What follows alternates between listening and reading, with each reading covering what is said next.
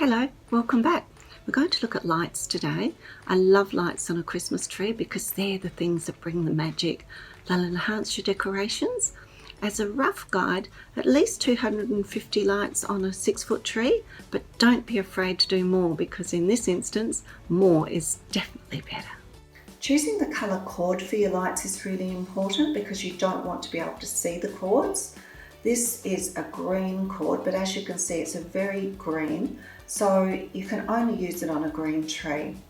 The next one is also green, but it's a really deep green, and I've managed to use that on a variety of dark coloured trees, including a chocolate brown and a black tree. Next, of course, is the white cord. We all use those on our white trees and they work very well. My personal favourite are these semi-transparent cords. They blend in with whatever tree you're having. So if you're someone like me who changes their trees regularly, semi-transparent is the best way to go. Choosing the colour of the lights is really important as well.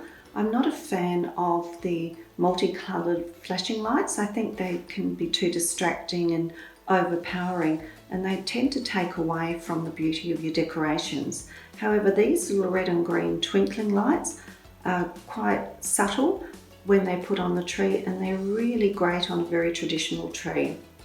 I'm a really big fan of white lights. I just think they really reflect on the decorations and can give a great look. But again, it's important to be aware of the type of white light. These that we're looking at the moment are a warm white. They're great for all your traditional colours because they throw a warm gold glow. They're great on things like golds, reds, greens, all of those warm colours as the warm white. If you're looking at doing something else like a white tree or using silver, blues, pinks, any of the softer colours, you probably want to look at the cool white because it doesn't throw any shadows and it's a really clear, clean look. I like to plug the lights in before I start and tie off any excess cord.